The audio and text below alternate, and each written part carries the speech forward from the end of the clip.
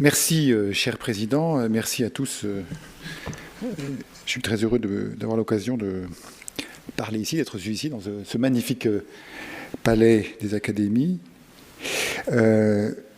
Mon propos va consister également en un plaidoyer pour l'articulation entre l'émotionnel et le rationnel au sein même de ce qui, a priori, paraît le plus irrationnel, à savoir l'adhésion religieuse à une transcendance qui se manifeste, etc.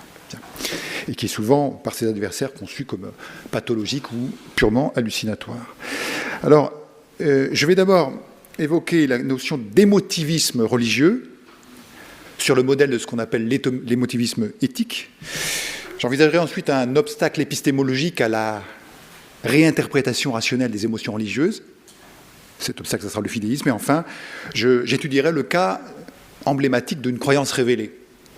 Au fond, est-ce que la révélation n'est pas le lieu où, normalement, si elle est vraie, l'être humain devrait se débarrasser de tout critère rationnel? J'essaierai de montrer qu'au contraire, la rencontre prétendue entre la divinité ou les divinités et l'être humain est un lieu d'exercice privilégié de la responsabilité épistémique. Alors, l'émotivisme éthique, en métaéthique, c'est une théorie qui affirme qu'un jugement moral ne décrit en aucun cas une propriété objective de certains actes. Une agression violente, une trahison, un acte de courage ne sont ni bons ni mauvais, mais simplement dégoûtants, ou admirables ou effrayants. Donc l'idée de la théorie émotiviste en éthique, c'est que le jugement moral exprime simplement des réactions de dégoût, de honte ou d'admiration.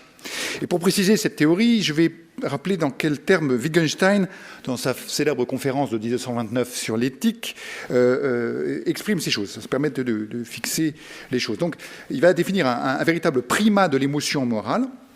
Il imagine un livre du monde dont les propositions décrivent absolument tous les aspects de la réalité vécue. Et il dit, si nous lisions dans notre livre du monde la description d'un meurtre avec tous les détails physiques et psychologiques, la pure description ne contiendra rien que nous puissions appeler une proposition éthique. Par exemple, le meurtre sera exactement au niveau de n'importe quel autre événement, par exemple, la chute d'une pierre. Et tout à fait conscient que ce positivisme de la description ne supprime pas la possibilité d'un registre émotionnel. Wittgenstein concède que la lecture de cette description pourrait provoquer en nous la douleur, la colère ou toute autre émotion. Ou alors, par personne interposée, nous pourrions lire quelle a été la douleur ou la colère que ce meurtre a suscité chez les gens qui en ont eu connaissance. Mais, dit Wittgenstein, il y aura là seulement des faits, mais non de l'éthique. Donc, n'allons pas chercher un sens, une signification au bien ou au mal. Non, non. Ce sont des réactions activées. Alors, les théories périphériques, les théories centrales, le thalamus, l'hypothalamus, enfin bref. N'allez pas chercher du bien, du mal, une dignité. Non, non, non. Ce sont des faits, des déclenchements causaux auxquels nous devons nous habituer, que nous devons déchiffrer et éventuellement gérer. Alors, par analogie, je propose d'appeler émotivisme religieux la conception que les croyances religieuses ne sont que des réactions émotionnelles à certains événements saillants de la condition humaine. Et de sorte, il ne fait pas de doute qu'un bon nombre de croyances religieuses peuvent être associées à des processus émotionnels, une libération, une victoire remportée sur l'ennemi. Donc, l'émotion religieuse sera faite de peur, d'admiration ou de surprise. On peut considérer que voilà, la peur de la mort, l'admiration ou la surprise devant une guérison ou une victoire inespérée, la terreur lors d'une défaite, l'inquiétude devant des phénomènes météorologiques, d'où l'adoration de dieux fulminants, de dieux de la foudre, par exemple, de Jupiter tonnant. Voilà qui serait l'alpha et l'oméga de la croyance religieuse. Elle aurait pour base une émotion par rapport à des phénomènes saillants, et elle reposerait pour une part importante sur une activation physiologique, alors donc je laisse le soin aux physiologistes de décrire le détail. Dans une interprétation feuerbarienne, on dira que la peur, la tristesse ou la honte provoquées par l'expérience du danger, de l'impuissance, de l'ignorance ou de la mortalité ont déclenché un comportement de fuite dans l'imaginaire ou de projection compensatoire. L'animal humain se fabrique des images inversées de sa faible condition qui l'émeut, et la croyance religieuse sera exclusivement, sinon essentiellement, une réponse émotionnelle. Et dans cette perspective, le contenu propositionnel, ce que l'on croit, n'a plus d'importance. Et c'est un peu ce que dit Freud au premier chapitre de Malaise dans la civilisation, Das Unbehagen der Kultur, à savoir que, eh bien, il y a un élément affectif qui va déclencher une sorte d'admiration et de peur, voire de fascination. C'est ce qui arrive déjà à Pascal. Donc la recette de la croyance religieuse, c'est prenez un silence éternel, vous ajoutez une perspective un petit peu reculée, et là vous avez un effroi, une émotion de peur, et voilà l'explication, et voilà pourquoi votre fille est muette, et voilà pourquoi vous croyez. Voilà pourquoi vous êtes croyant. C'est exactement ce que reprend Freud. Donc, il y a un élément affectif qu'on peut traduire comme une sorte de sentiment océanique de l'existence, je cite les paroles mêmes de Freud, et c'est ça qui motive le besoin religieux. Un besoin de calmer peut-être une émotion, un sédatif par rapport à une émotion trop forte. La religion est l'opium du peuple. L'opium, c'est endormir le choc émotionnel. Donc l'idée, c'est que seul importerait le choc émotionnel, la crainte et le tremblement ou la fascination exercée par ce que Rudolf Otto, par exemple, appelait la perception d'un élément lumineux. Vous êtes dans une situation humaine ou dans un spectacle animal, et tout d'un coup, il vous semble qu'il y a quelque chose là qui vous surprend, qui vous émeut, dans un sens effrayant ou au contraire de dilatation. Et voilà, vous êtes religieux, vous êtes l'animal religieux tel que le décrivent un certain nombre. Alors, dans mon intervention, je vais essayer de contester cette théorie émotiviste de la croyance religieuse. Alors, la tâche n'est pas aisée, au moins pour deux raisons. Il y a d'abord un problème de délimitation de la croyance religieuse. Je parle de croyance religieuse, mais existe-t-il quelque chose comme la croyance religieuse ? Affirmer que les kami sont les divinités protectrices du foyer, ou que la récitation du Veda nous donne la paix, ou que la foi en Jésus, mort et ressuscité, me permet de recevoir le pardon et d'entrer dans la vie, ce sont peut-être des croyances qui n'ont pas le même statut. Certaines sont rituelles, pratiques, ont une connotation sociale, d'autres sont plus spirituelles. Donc, il y a un problème de délimitation. À quelles conditions peut-on qualifier une croyance de religieuse ? Est-ce qu'elle doit nécessairement se référer à des agents surnaturels ? Est-ce qu'elle doit toujours comporter une sotériologie ? Est-ce qu'elle est sociale, communautaire par essence, ou alors est-ce qu'on peut croire tout seul ? Et c'est une autre question, est-ce que la croyance religieuse a toujours un statut, un contenu propositionnel ? Il y a ensuite une raison qui touche au statut de l'émotion, puisqu'en fait, vous en avez parlé hier et avant-hier, après avoir longtemps été considéré comme un parasite de la vie cognitive, même si Platon considère que le Tomatzein, cette première émotion, est la condition le commencement de la philosophie, en fait, l'émotion a largement été considérée comme un parasite de la vie scientifique et de la connaissance justifiée, et maintenant on en est considéré comme un véritable élément déterminant. On dira avec Damasio qu'il s'agit véritablement, l'émotion c'est un niveau de régulation homéostatique qui sert de support aux sentiments et aux croyances, et même aux connaissances réputées les mieux justifiées. L'inquiétude devant l'irrégularité d'une trajectoire planétaire fait qu'on va essayer de retrouver la formule, l'équation différentielle ou l'équation aux dérivées partielles qui unifie, qui restaure. Et la philosophie de Nietzsche a beaucoup critiqué cette piété, ce besoin religieux de calme et de volupté, si j'ose dire, que le savant met à vouloir retrouver une uniformité de l'univers derrière un chaos menaçant, effrayant.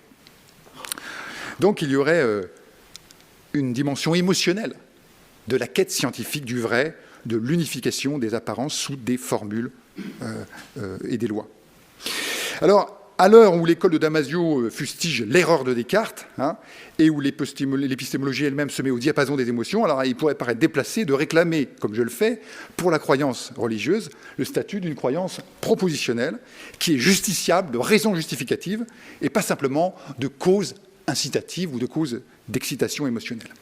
Alors dans ce qui suit, je ne vais pas minimiser l'importance des émotions dans la genèse de la croyance religieuse, mais un peu comme mon prédécesseur l'a dit, je dirais qu'on ne peut jamais en rester à l'émotion, elle est toujours réinterprétée. La sortie d'Égypte ne signifie rien si je ne la réinterprète pas, si je ne la remets pas en perspective par rapport à qui en est ultimement la cause, Un hasard, un dieu, une faiblesse politique de Pharaon, ou la peur de Pharaon par rapport aux calamités qui s'abattent sur son peuple. Visiblement, il lui a fallu plus que ça. Et du coup, je ne nie pas l'importance des réactions émotives, mais je pense qu'à ces réactions se superposent, puis se substituent, au moins partiellement, des motifs de crédibilité. C'est le point de vue que je vais défendre, donc, quel que soit le poids anthropologique de l'émotion dans la genèse des croyances religieuses, la part d'évaluation cognitive de l'émotion n'est pas évacuée. Et évidemment, les travaux de Lazarus et de Frigia vont dans ce sens en disant que, bon, une émotion, très bien, mais enfin, elle n'entre comme déterminant du comportement humain que dans la mesure où elle est interprétée. Sans quoi on en reste au réflexe. Alors, je vais passer sur les distinctions qu'on pourrait mettre en œuvre, puisqu'on parle de croyance, mais justement, la question, c'est de savoir si la croyance est une croyance propositionnelle, on croit que quelque chose. Si c'est une croyance dite objectuelle, on croit à quelque chose dans le caractère plus ou moins menaçant ou pas menaçant de tel environnement. La croyance peut être également une croyance fiduciaire, croire en quelqu'un. Mais il y a également un degré qu'on appelle l'acceptation de croyance. Je me trouve dans des situations où je ne sais pas où est le métro, mais je pense que c'est par là, donc je vais croire que c'est par là, j'accepte, je vais m'engager pratiquement, mais je ne saurais pas dire si vraiment je le crois. Mais je suis obligé, puisque je cherche le métro, d'aller dans une direction dans laquelle je crois qu'il est. Bon. Ce qui m'est arrivé hier soir. Bon. Alors, Robert Audi, auquel j'emprunte ces distinctions, a amplifié la question sur la notion de foi. Ce que je veux dire par là, c'est ce que je disais tout à l'heure sur la croyance religieuse. La croyance religieuse, de quoi on parle? Est-ce qu'on parle des propositions qui sont crues? Je crois que Jésus est le Fils du Dieu vivant, etc. Ou je crois que Djibril a dicté le Coran dans le désert à Mahomet. Est-ce que je crois que les Khamis sont les divinités protectrices du foyer? Des propositions. Ou est-ce que c'est, je crois dans une certaine fatalité, je crois ou alors est-ce que je fais confiance, je m'attache à une personne ou à une institution?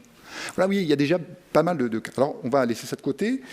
Je vais défendre donc l'idée que la croyance ne se réduit pas à la croyance religieuse ne se réduit pas à une réaction affective et conative. Et donc, pour bien faire, il faudrait partir d'études empiriques, et de plus en plus d'études empiriques précises existent. Je cite par exemple celles qui sont réunies par John Corrigan dans un livre de 2004, où il étudie ère culturelle et religieuse par ère culturelle et religieuse, le rôle des émotions jouées ou provoquées dans le cadre de rituels religieux, les pleureuses par exemple, dans les cortèges funèbres, ou même les émotions qu'on attribue aux divinités. La colère de Dieu dans l'Ancien Testament, mais aussi la colère de Lakshmi, l'épouse de Vishnu. Bien, et l'idée, c'est qu'il y a plusieurs registres et plusieurs fonctions de l'émotion dans la vie religieuse. Alors, faute de temps et de compétences, je ne vais pas pouvoir les analyser ici, évidemment, mais je vais partir d'un lieu commun qui, à mon avis, est un obstacle épistémologique qui trop souvent, a empêché de poser la question de l'articulation entre émotion religieuse et rationalité. Ce lieu commun, il est signé, il n'en est pas le seul auteur, par un immense génie, Blaise Pascal, qui a récapitulé avec force d'ailleurs souvent plus polémique que de conviction personnelle, le caractère irrationnel de la croyance religieuse. Alors, sa formulation, n'est-ce pas, c'est celle de Pascal, c'est le cœur qui sent Dieu, et non la raison. Voilà ce que c'est que la foi, Dieu sensible au cœur, non à la raison. Alors, je sais bien, il faut se garder du contresens classique. Quand Pascal parle de cœur, le cœur n'est pas simplement un réceptacle de l'émotion, ce n'est pas l'organe de la palpitation mystique, puisque le même Pascal affirme que le cœur désigne la faculté des principes, et, je cite, « c'est le cœur qui sent qu'il y a 3 dimensions dans l'espace ». Donc c'est un cœur géomètre et euclidien, et donc le cœur serait plutôt du côté d'esprit de géométrie, plutôt que du côté d'esprit de finesse. Mais enfin, c'est les premiers principes. Les axiomes, si vous voulez, au-delà desquels on ne... Et puis de toute façon, je ne m'attaque pas ici à l'interprétation de Pascal. Je pense que même assorti de cette réserve, le schéma reste celui d'une indisponibilité des raisons de croire. Et là, Pascal dessus est très loquace. Et cette thèse d'indisponibilité retentit dans une formule désormais célèbre, qui est vraiment l'emblème du fidéisme, le cœur a ses raisons que la raison ne connaît pas. Et là, Pascal est vraiment un génie. Il a, dans des termes simples, on dirait presque un vers de Racine, sauf qu'il y a deux syllabes de trop. Hein. Le cœur a ses raisons que la raison ignore. Que des termes simples. Vous êtes empereur, seigneur, et vous pleurez. Voilà, hein. Le cœur a ses raisons que la raison ne connaît pas. Hein. Et je pense qu'on peut expliquer la fortune de ce mot par le fait qu'il permet un agreement entre des parties très adverses. Il convient aussi bien aux fidéistes qui récusent toute enquête rationnelle sur le contenu de la foi, qu'aux partisans de l'éradication des croyances religieuses, qu'il peut qualifier d'infâme superstition. Et c'est ce qui explique, par exemple, que Pascal a été considéré par les pères fondateurs de la Troisième République comme un auteur absolument incontournable, puisqu'il permettait de concilier le curé et l'instituteur. En disant, oh, de toute façon, c'est au-dessus, c'est l'ordre de la charité, vous comprenez, vous ne pouvez rien comprendre. Hein. Et l'autre disant, bah oui, de toute façon, c'est irrationnel. Hein. Alors, c'est ce que j'appelle un souverain poncif. Hein. Selon ce souverain poncif, la foi religieuse n'a pas de contenu propositionnel ouvert à l'examen rationnel. La foi est adhérence, non inférence. On l'éprouve comme une émotion, on ne la prouve pas comme une proposition. Et donc la foi est une réaction émotionnelle, une réponse adaptative, physiologique, expressive et comportementale. Alors certes, je ne nie pas qu'on ne puisse décrire les communautarismes religieux, l'émotion des foules à Lourdes ou ailleurs, hein, ou à la Mecque. Hein. On peut décrire les superstitions animistes, les emballements spiritualistes, sans jamais poser la question du contenu propositionnel des croyances en jeu. Dans ces cas-là, on jette le voile pudique de la neutralité axiologique sur le contenu présumé indiscutable, on fait des statistiques socio-religieuses et on se livre à des observations sur le réchauffement des fondamentalismes comme on se livrerait à des statistiques sur le réchauffement de la planète. Je pense que cette méthodologie réductionniste est contestable. Elle présuppose sans plus ample examen que le contenu propositionnel des croyances religieuses ne mérite pas d'être évalué puisqu'il relèverait de la seule réaction émotive. Je voudrais avancer plusieurs arguments contre cette hypothèse d'un monopole de l'émotion ou de la commotion surnaturelle ou hallucinatoire dans la genèse de la croyance religieuse. Cette hypothèse de l'exclusivisme émotiviste, de l'exclusivisme de l'émotion dans la croyance religieuse, me paraît négliger trois faits. Tout d'abord, dans la plupart des traditions religieuses, ça a été rappelé juste avant moi, on trouve des discussions et des controverses très élaborées, portant sur des questions d'interprétation, sur la nature de la ou des divinités, sur les moyens de les connaître, sur les moyens légitimes ou non de leur rendre un culte, de comprendre le cas échéant leurs exigences. On interroge également les rapports entre Dieu et l'univers, les lois de la nature, la possibilité ou non des miracles. On discute sur la liberté de conscience dont disposent ou ne disposent pas les êtres humains, etc. Et ces discussions, tantôt internes, tantôt interconfessionnelles, tantôt des discussions du parvis, vers l'égoïme, ont été et sont encore argumentées, étayées par des raisons, bonnes ou mauvaises, c'est une autre affaire. Mais les écrits sapientiaux de l'Ancien Testament, les leçons talmudiques, le développement de l'exégèse scripturaire, la pratique de la disputatio, les discussions enflammées à l'âge classique, et puis pas simplement dans notre sphère occidentale. Amartya Sen a rappelé, dans The Argumentative Indian, un ouvrage remarquable, que dans la tradition de l'hindouisme, contrairement à ce qu'on croit, les hymnes spéculatifs du Rig Veda, par exemple, les entretiens du Chandogya Upanishad sont de véritables traités d'argumentation philosophique sur la possibilité d'une création à partir du néant, etc. Et donc, il me paraît vraiment erroné et injuste de s'abriter derrière l'excuse de l'irrationalité totale du fait religieux. Bien entendu, la démarche religieuse, la démarche du croyant, ne se confond pas avec celle des sciences ou de la philosophie, mais elle n'ignore pas systématiquement l'articulation avec la rationalité, même si donc elle ne s'y réduit pas. De sorte que dans bien des cas, la croyance religieuse comporte au moins deux dimensions. Une dimension propositionnelle, celle du croire que, je crois que le monde ne s'est pas fait tout seul, il me semble qu'il y a des raisons d'affirmer qu'il y a quelqu'un derrière tout ça, ou quelqu'une, que sais-je encore. Et puis une dimension fiduciaire, celle du croire en. Mais ces deux dimensions, à des degrés divers, réclament des justifications. On ne croit pas à n'importe quoi et on ne se fie pas à n'importe qui. À moins d'adopter une théorie totalement fictionnelle de la croyance religieuse, le fictionnalisme, c'est cette théorie dans laquelle les énoncés de croyance sont récités dans le cadre d'un jeu de langage auquel personne n'ajoute foi, eh bien, à moins d'adopter le fictionnalisme, il est prématuré de conclure à la suspension de toute évaluation cognitive. Alors évidemment, on pourrait dire, oui, mais quand même, d'accord, la croyance propositionnelle, croire que le monde a une origine dans un créateur qui a voulu ceci ou cela, bon, ça c'est éventuellement une discussion philosophique, mais les énoncés fiduciaires, j'adhère à telle église, bon, on pourrait dire ça c'est émotionnel. Mais non. Certes, la part de l'émotion dans l'attachement à une personne ou une institution est importante. Mes souvenirs, le christianisme des cloches dont parle Chateaubriand dans Génie du christianisme. Mais avez-vous jamais accordé votre confiance à une personne sans raison? Ferez-vous confiance à une personne qui vous viole, qui vous bat? Non. Ou alors il faudra de très fortes raisons pour dire que malgré tout, c'est quand même lui ou elle qui peut me sauver ou me maintenir dans un chemin de vérité. L'autre aspect de ce préjugé, c'est de sous-entendre, alors du côté non plus de la structure des croyances, mais l'acte du croyant, c'est de faire comme si le croyant ne se posait aucune question. Il ou elle s'adonne à sa dangereuse superstition sans le moindre esprit critique. Dans ces conditions, croire, c'est être prêt à avaler n'importe quoi. On dit, bah oui, vous savez, la foi transporte des montagnes, donc vous pouvez bien avaler des énormités.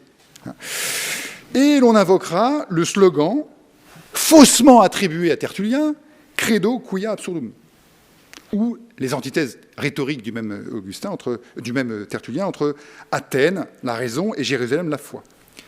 Et Pascal, évidemment, là encore, revendique la foi en un Dieu qui n'est pas celui des philosophes et des savants. Alors, je pense qu'il faut distinguer deux choses. Il y a d'une part le contenu de certaines croyances religieuses dont on ne peut nier qu'il ne soit pas quelconque, qu'il puisse paraître incroyable à vue humaine, des révélations, des miracles, des résurrections. Et puis, il y a d'autre part l'attitude du croyant, dont on suppose un peu vite qu'il est de toute façon disposé à tout avaler sans broncher. La preuve que c'est faux, c'est que la plupart des personnes exposées à une tradition religieuse évoluent, dans un sens ou dans un autre, abandonnant tel ou tel aspect jugé naïf ou puéril pour retenir une interprétation plus spirituelle ou existentielle. Il y a aussi des radicalisations, d'accord, mais il y a bien une évolution et pas simplement un déclenchement par une émotion religieuse à laquelle nous rendrions les armes. Et d'ailleurs, Pascal lui-même, c'est pour ça qu'il faut bien se méfier du caractère polémique chez Pascal, affirme ceci: si l'on soumet tout à la raison, notre religion n'aura rien de mystérieux et de surnaturel, mais si on choque les principes de la raison, notre religion sera absurde et ridicule.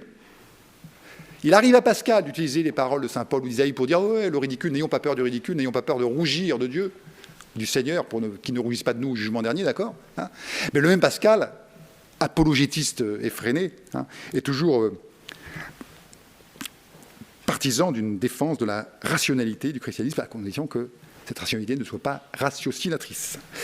Enfin, troisième point sur lequel je souhaite revenir, c'est que le préjugé de l'émotivisme intégral de la croyance religieuse refuse de prendre en compte, justement, la dimension cognitive de l'émotion. La part d'interprétation et de réinterprétation du stimulus qui déclenche l'émotion. Tiens, j'ai senti comme ça une nuée qui m'enveloppait. Mais c'était quoi? Est-ce que j'ai eu peur? Est-ce que j'ai bu? Est-ce que je me suis trompé? Est-ce que tu l'as vu toi aussi? Ah non, t'as rien vu? Ah donc c'est peut-être une vision personnelle. Voilà. Personne n'est comme ça, sauf dans un état pathologique, n'est-ce pas, totalement vulnérable au stimulus seul. Autrement dit, quand bien même l'émotion serait la base de toute croyance religieuse, cette base fait l'objet d'une réévaluation. Alors, j'en viens à la troisième et dernière partie. Je vais prendre un cas emblématique, celui d'une croyance en une prétendue révélation. C'est le cas où la croyance religieuse va impliquer la reconnaissance d'un élément surnaturel, son intervention dans l'histoire. Et on va attribuer une parole ou un acte à un être divin. C'est donc le cas de la révélation mosaïque, par exemple, le cas de la confession de la divinité du Christ, ou la confession du caractère divin des Védas, ou de l'incréation du Coran, etc. Et là, on pourrait évidemment dire avec Pascal, bah oui, Dieu d'Abraham, d'Isaac et de Jacob, non des philosophes et des savants. Donc, suspension de tous les critères épistémiques et adhésion immédiate sans discuter, etc. Il me semble que Descartes, ici, malgré les erreurs que lui impute Damasio, a dit une chose intéressante. Il dénonce le cercle de la justification, de l'auto-justification, qui consisterait à dire il faut croire que Dieu est parce qu'il est ainsi enseigné dans les Saintes Écritures, et il faut croire que les Saintes Écritures parce qu'elles viennent de Dieu. Mais avec un tel raisonnement, je pourrais dire vous devez croire que ce pointeur nous a tous créés. Vous voyez ça? Ah ben c'est lui qui me l'a dit, vous êtes obligé de me croire. Je pense que cette sécularité vicieuse n'est pas celle du cercle herméneutique. Le cercle herméneutique prend en compte un certain nombre de connaissances d'arrière-plan, d'expériences anthropologiques, et interprète justement les genres littéraires en fonction de notre rapport à l'histoire, au temps, à l'espace, à ce qui est normal, ce qui est anormal, etc. Alors, Je vais donc analyser, si j'ose dire, l'implication d'une croyance à une révélation comme telle.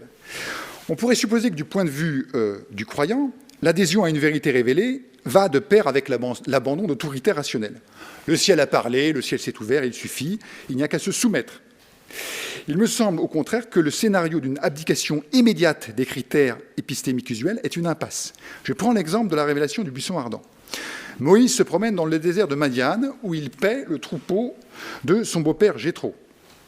Il arrive à la montagne de l'Horeb, dont vous voyez ici une partie des reliefs, et il est d'abord intrigué par un buisson qui brûle sans se consumer, émotion de surprise. Et il entreprend, nous dit le texte, de faire un détour pour voir cet étrange spectacle et pourquoi le buisson ne se consume pas. L'attitude est celle de l'enquête rationnelle que nous menons tous. Quand on entend une sirène, quand on entend frapper, quand on dit tiens, on interprète causalement ce qui se passe. Et quand on ne comprend pas l'effet, on se demande quelle peut être la cause de cet effet. Suis-je sur un plateau de tournage? Est-ce un film de Spielberg? Ai-je abusé de la liqueur que me sert mon beau-père Jéthro? Ai-je pris un coup de soleil? Mais c'est l'attitude épistémique que nous développons tous. Nous ne nous jetons pas pieds et poings liés dans l'hallucination. Donc nous sommes bien dans un scénario qu'on peut dire, non pas fidéiste, mais évidentialiste. Il cherche des evidences, les raisons de comprendre ce qui se passe. Et puis il est frappé par une voix qui l'appelle par son nom, mais il n'y a pas de haut-parleur. Il scrute partout, il n'y a personne d'autre. Et une fois qu'il appelle par son nom, qui semble tout connaître du dessein des Hébreux, lui prédit les réactions des Égyptiens, va lui fournir des prodiges comme motif d'accréditation, connaît le nom de son frère Aaron. Bon, il peut se dire, bon, j'ai des raisons d'affirmer que je suis en présence de quelqu'un qui n'est pas né de la première pluie. D'ailleurs, c'est un buisson ardent, donc c'est... Mais vous savez, ce n'est pas propre à la révélation mosaïque. Vous pouvez trouver la même chose dans le Bhagavad Gita. Lorsque Krishna se révèle au prince Arjuna, il va lui expliquer une leçon de philosophie védique, telle que, bon, au bout d'un moment, Arjuna dit, oui, c'est sûr, tu es vraiment le seigneur des êtres, je sais à qui j'ai affaire. Si véritablement les chocs émotionnels ressentis par Moïse suspendaient complètement ces motifs cognitifs d'adhésion, alors évidemment, la foi ne serait qu'une manipulation comportementale et non une réponse libre, ou alors une hallucination. Plus radicalement, l'affirmation selon laquelle, du moment que Dieu intervient, je peux, voire je dois, suspendre tout examen rationnel, n'est pas cohérente. Parce qu'il me faut justement un critère opératoire de l'intervention de Dieu. Or, nul ne peut croire une révélation comme telle sans admettre ipso facto l'existence de celui qui se révèle, sans lui reconnaître une capacité à intervenir dans le cours des événements physiques et ou mentaux. Par conséquent, la référence à une révélation ne dispense pas le fidèle de répondre au moins de la plausibilité de cette révélation. Je pense que c'est une chose très très importante. On imagine que du moment qu'il y a révélation, les gens ils ont des révélations, comprenez, on ne peut rien dire, on ne peut pas discuter de ça. Quelles sont les raisons que vous avez d'affirmer qu'il ne s'agit pas d'un effet spécial, d'un effet du LSD, par exemple, ou d'une manipulation sociopolitique. Et les croyants ont à rendre compte de leur espérance en donnant des raisons de croire. Alors je ne dis pas que ces raisons soient scientifiques, mais au moins elles doivent être anthropologiquement admissibles. Et elles sont proposées, elles ne sont pas contraignantes, mais je pense que la dignité des croyances religieuses est dans cette défense de la rationalité des croyances. Rationalité, ici, n'étant pas réduction de la croyance à un contenu rationnellement déductible, mais conformité avec des critères de cohérence, même si une certaine exception. Voilà. Mais vous ne pouvez pas dire, écoutez, je pense que le monde n'a pas d'origine, que l'univers est causalement clos, mais Dieu m'a parlé. Non, c'est une contradiction. Donc il y a un présupposé dans le simple fait d'admettre une révélation, c'est de considérer que le monde ne s'est pas fait tout seul et doit son existence à un créateur. Quelle raison ai-je d'affirmer que le monde n'est pas self-existent ? Bon, il y a des raisons, ce sont des débats philosophiques et métaphysiques traditionnels, controversés, mais qui ne sont pas éteints, car on a beau dire que Hume et Kant ont définitivement, ainsi que Freud, Marx et Feuerbach ont définitivement clos la question. Non, il y a des raisonnements inductifs, qui n'ont rien à voir avec le créationnisme pseudo-scientifique, et qui permettent de dire, oui, nous avons des raisons d'affirmer que le monde n'est pas self-existent. Bon. Donc, l'idée est la suivante, une intervention surnaturelle dans la trame des événements psychologiques et physiques de l'univers suppose non seulement l'ouverture causale de l'univers, mais aussi la compétence de l'intervenant. Je ne peux pas concevoir que ce soit la révélation de Krishna à Arjuna, que ce soit la révélation de Christ à Saint Paul ou celle de l'archange Djibril à Mahomet, je ne peux pas la concevoir ça dans un univers clos causalement. Donc, ontologiquement, une révélation implique un agent surnaturel, et épistémiquement, l'accueil de la révélation implique la reconnaissance d'une intervention surnaturelle. Alors, si on dit non, mais cette reconnaissance est elle-même surnaturelle, alors on tombe dans le cercle cartésien. À moins que le croyant s'expose à l'incohérence épistémique d'une double vérité. Ça, c'est une possibilité. C'est celle qui est évoquée par Woody Allen. There is no God, but we are chosen people. Dieu n'existe pas, ça c'est ce que me dit la science, la doxa sociale. Il ne faut pas dire que Dieu existe, c'est purement subjectif, personnel, c'est une émotion privée. But we are chosen people. J'ai tellement l'émotion, j'ai tellement peur de la mort, j'ai tellement besoin d'être apaisé, guéri, que voilà. Et là, évidemment, on entre dans une théorie de la double vérité qui est insupportable.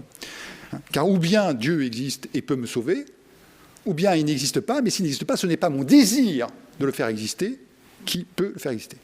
Car si on admet cette épistémologie que le désir fait exister, alors je peux dire, une chose existe seulement si je crois qu'elle existe. La Shoah, le génocide arménien, si ça m'arrange, si je trouve que c'est bien, ça existe, mais si je ne crois pas, ça n'existe pas.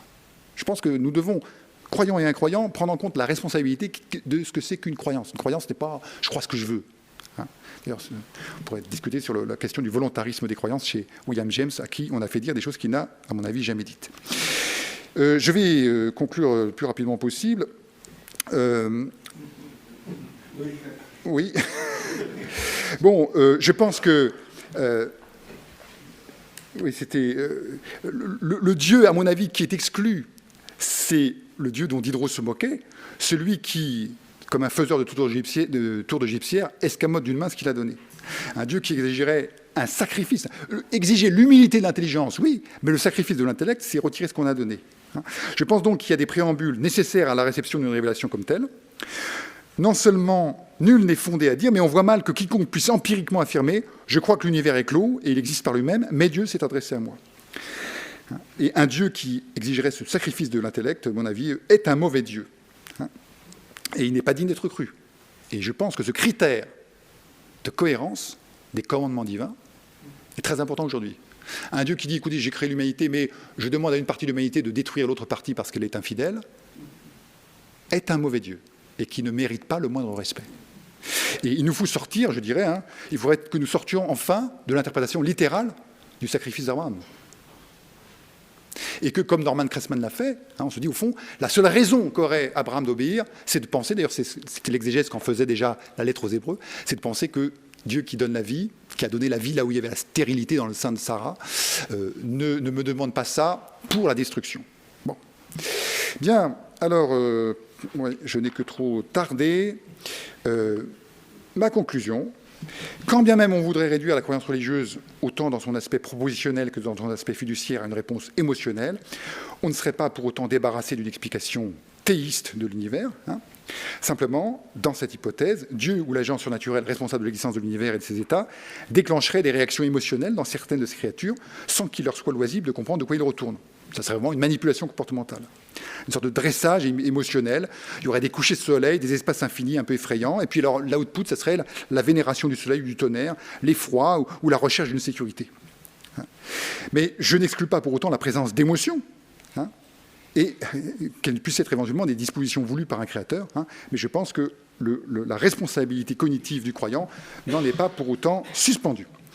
Si les considérations qui précèdent sont pertinentes, l'étude des croyances religieuses gagne à restituer, outre leur composante fiduciaire manifeste, la composante évidentialiste de leur préambule. Aucune croyance religieuse n'est déconnectée de raison de croire. Encore une fois, ces raisons peuvent être mauvaises, mais elles sont discutables. Et le déclenchement émotionnel d'une croyance religieuse ne change rien à l'affaire. L'émotivisme ne suffit pas à rendre compte des croyances religieuses aussi bien dans leur composante propositionnelle que dans leur composante fiduciaire. On ne croit pas à une proposition sans raison. On ne se fie pas non plus à une personne ou à une institution sans motif. Le fait que ces raisons puissent être mauvaises ou ces motifs lâches ne supprime pas, au contraire, la responsabilité épistémique et morale du croyant. Mais du même coup, cela n'autorise pas l'incroyant à traiter toute croyance religieuse comme a priori irresponsable et nécessairement irrationnelle, c'est-à-dire dans le meilleur des cas bête et dans le pire des cas comme méchante. L'examen rationnel des préambules de la foi me semble plus que jamais à l'ordre du jour. Nous ne sommes pas plus responsables de nos croyances de base que de nos émotions, mais la vie épistémique n'est pas simplement faite d'input, elle consiste en un traitement responsable de la cohérence des croyances et de leur plausibilité. Il y va de la crédibilité du dialogue à l'intérieur de sociétés démocratiques pour une articulation saine et non pas paranoïaque entre convictions religieuses et principes démocratiques. Merci et excusez-moi d'avoir démarré.